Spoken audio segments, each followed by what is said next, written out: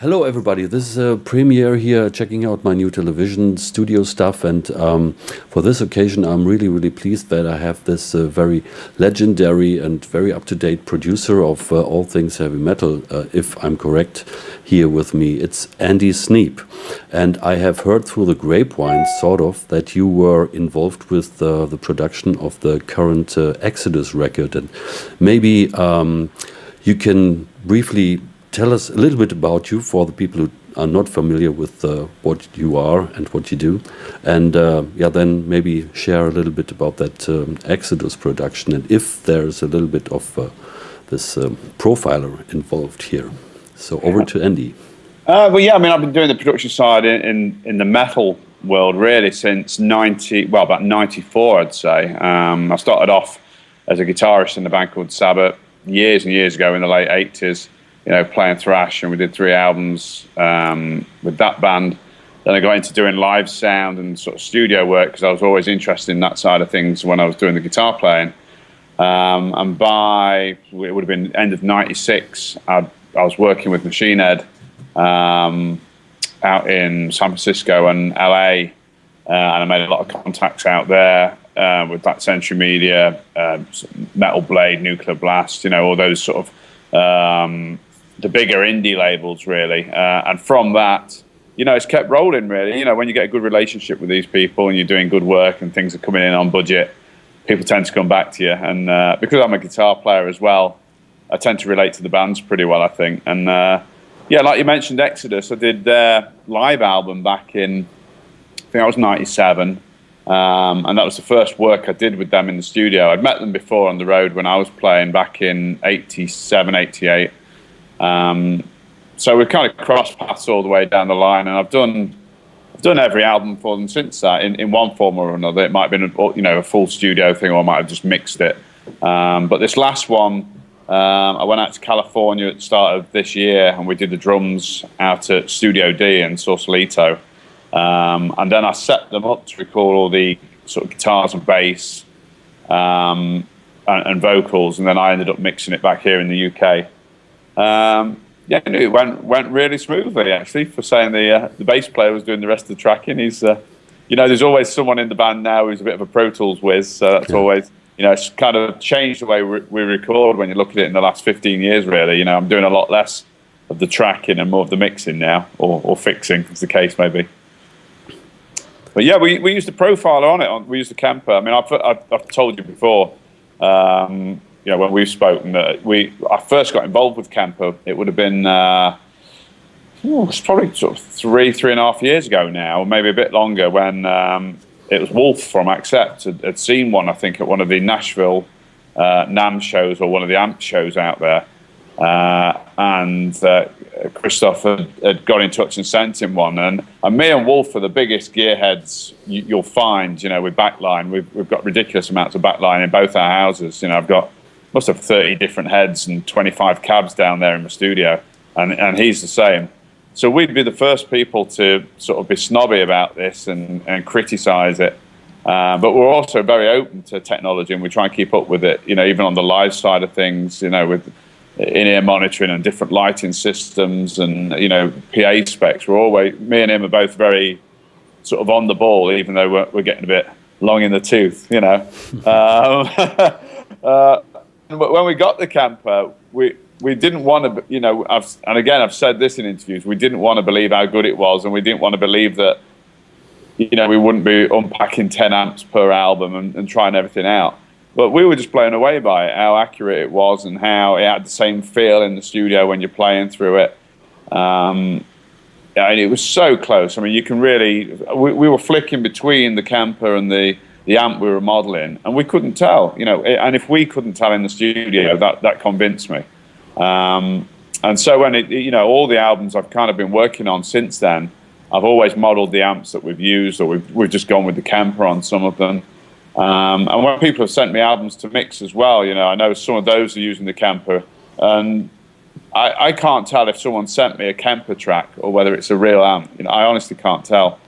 So I think it's brilliant, and it makes it so versatile in the studio because you can find your sounds instantly. You're not having to do another setup or a tube hasn't gone down in your amps, you've lost the tone you're after, And on the Exodus album, we did there's a few clever things we've done, because some of the amp modeling I've done for Toontrack, I'm involved with them on a software basis as well. We do the Easy Mix packs and the Easy Drummer track packs as well.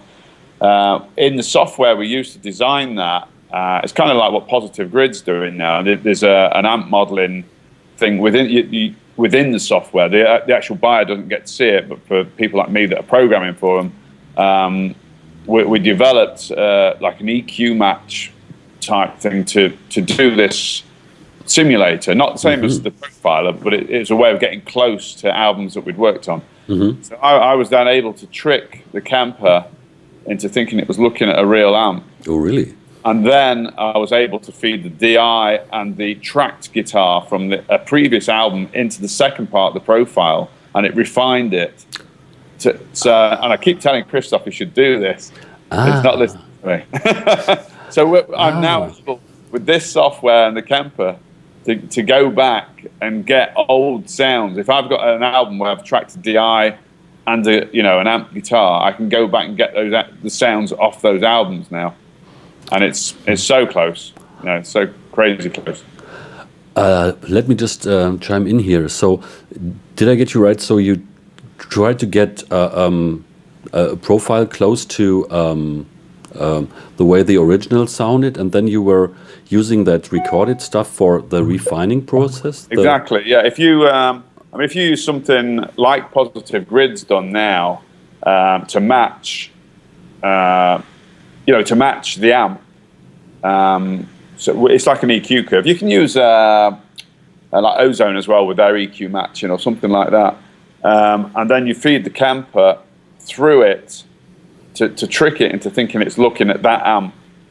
So you do your profile through that, and then you do the refining process with your DI and the recorded amp. Then you hear it come into shape as it does the refining process. So yeah, it's pretty good. Oh, we we sort of should try this out and make maybe if that really works. Well, I believe you that it really works. To make a little list of what you should do to achieve this, because I'm sure a lot of people would have a lot of fun to try that out. Yeah, not wanting to put too many ideas in yet, but I keep saying that the camper should have like a software package that does something like that, because it'd be so useful for people like me. Maybe just part of the software that's come out, to organize your files and stuff. But something like that would be a really good way of integrating sort of the computer side of things in with it, I think.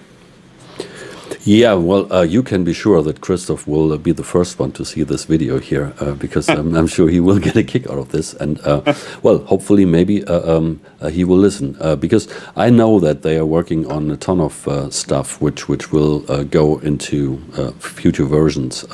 Now, after, all this bass stuff has been just finished with now a lot of bass profiles in there, and also the profiling process has been a little bit changed and optimized for even a wider range of tonal characteristics, and so you can be sure that there will be more things to come. And NAMM is around the corner, so I'm curious myself what NAMM will bring in terms of new features for the profile, and I think that's very, very good input.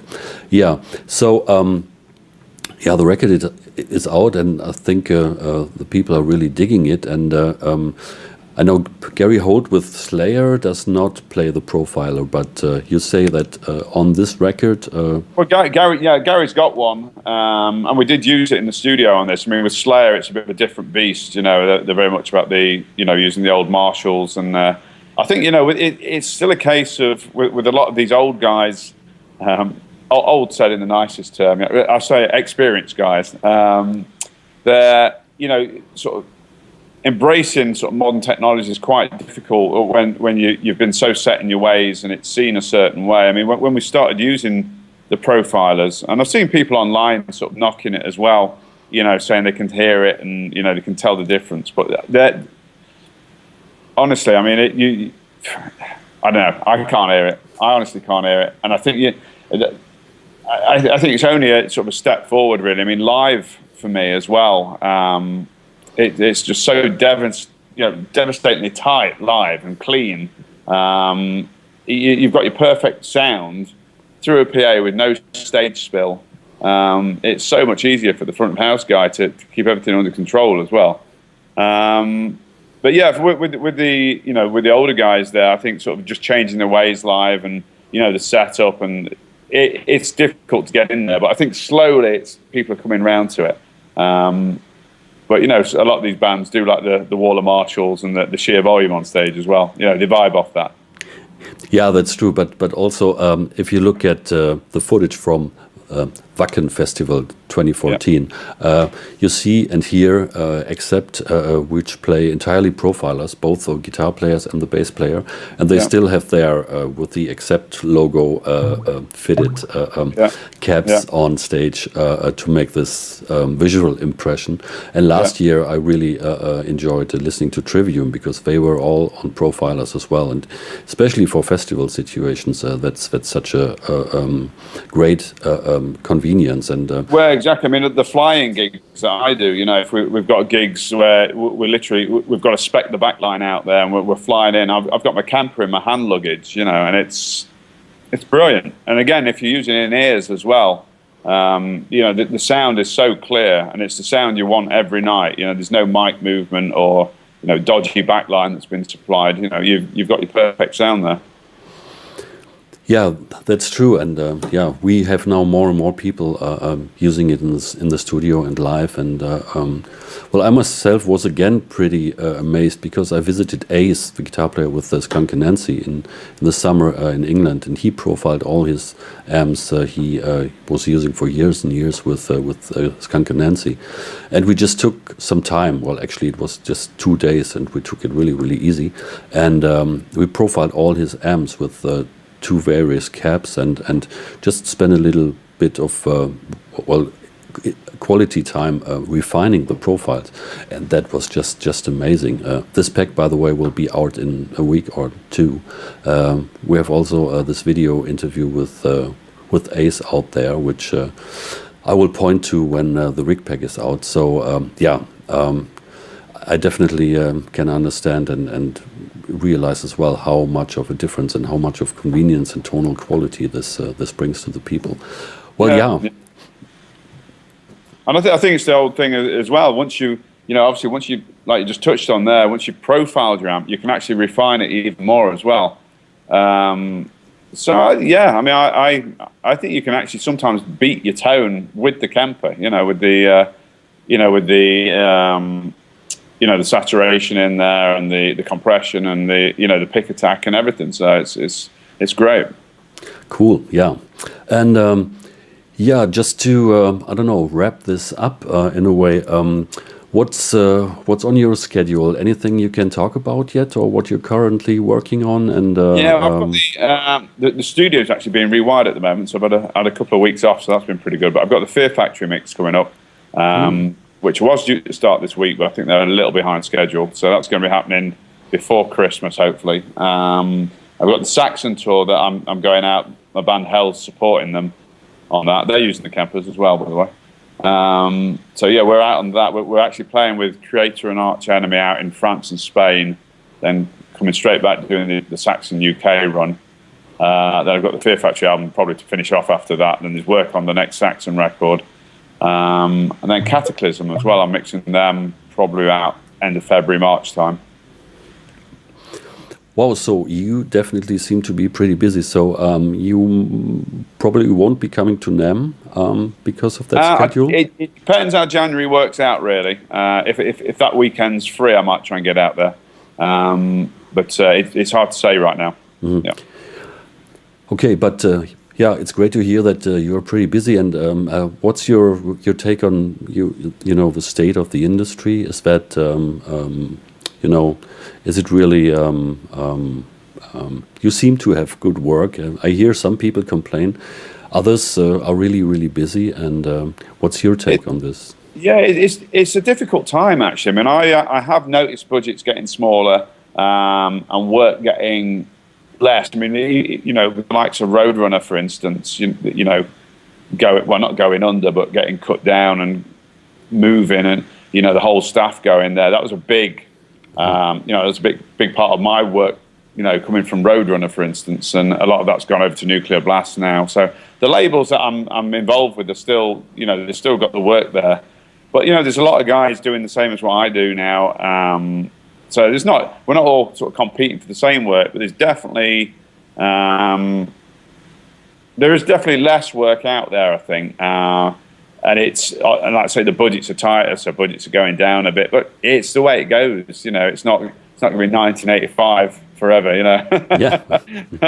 So you can't be issuing those size contracts. But it's it's changing. There's definitely more mixed work out there. Seems to be less production work, more mixed work to me. Yeah, that's what I heard as well. That I had the wrong. Now I messed up with the wrong button. No problem. That's what I heard as well. That a lot of that the recording engineer basically is a job description that is basically slowly going away, because the recording side of thing usually is taken care of by the musicians themselves, and now the finishing touches, the production side of thing, and the mixing usually is a very big thing. I mean, the Exodus album, like you mentioned earlier, is a prime example, really. You always need good drum tones. You always need those recorded properly, and a decent room really helps with that. So they spent the money on doing that, kept the budget tight, because they know how to run Pro Tools. They know what they want to hear. They know how to track. As long as you've got well-recorded DIs down and vocals recorded well with a decent mic. I mean, there's certain things, when I'm involved just on the mix side of things, I wish I could have been involved with recording on nearly every album, because I can hear an input as a producer that I would have liked to maybe got a bit more out the singer or tracked this part up a bit more.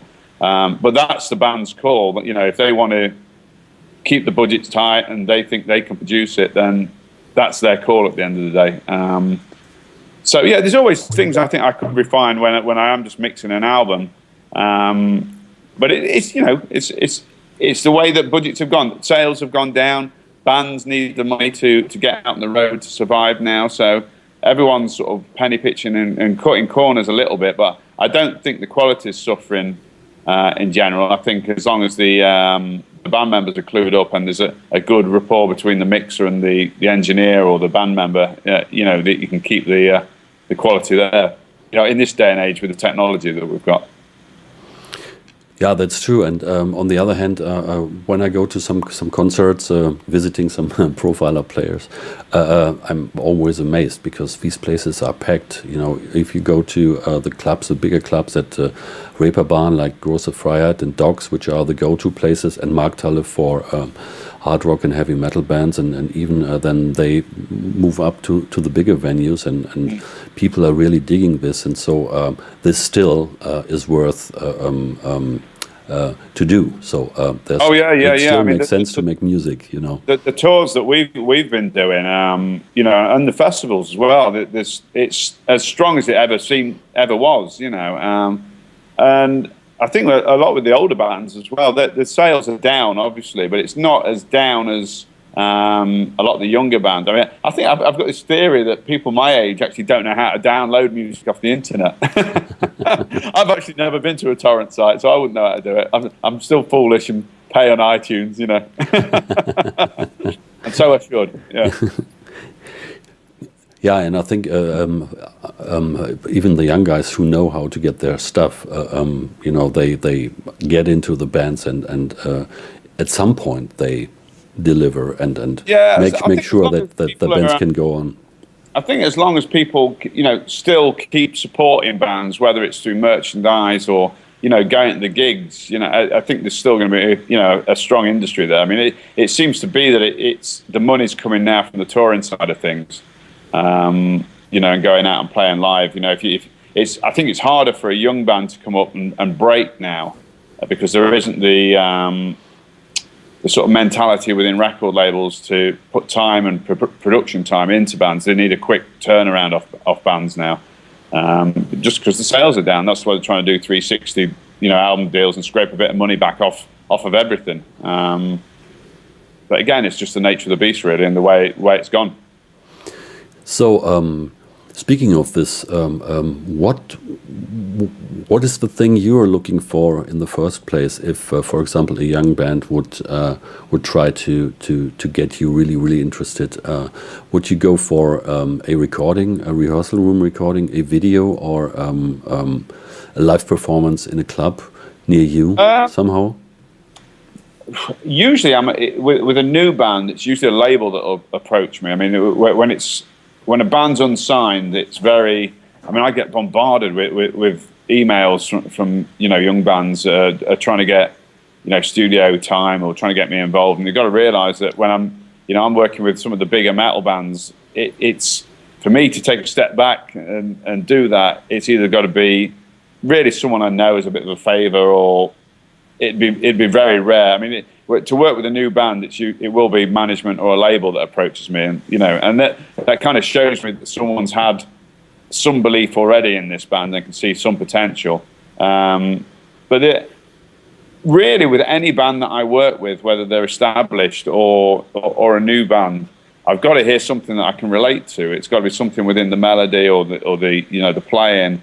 A lot of the newer bands I've not really understood, if I'm honest. I mean, it doesn't mean that I don't think it's not good, but if I feel I can't put something into it, or get a vibe on it, then I'm not the right guy to do it. I'd rather them spend the money elsewhere and find someone who can integrate with the band and become that extra member that you need in the studio. So Amon Amarth's a good idea, good example. I mean, I hadn't really heard them, and when I first heard it, I was kind of like, well, I don't know about this. But then the more I heard it, the more I could hear the melody and the guitars that I liked, and there was certain sort of vocal patterns I liked, and so there's heaviness to it, which I thought I could really do something with. And I think we really got good results on this last record because of that.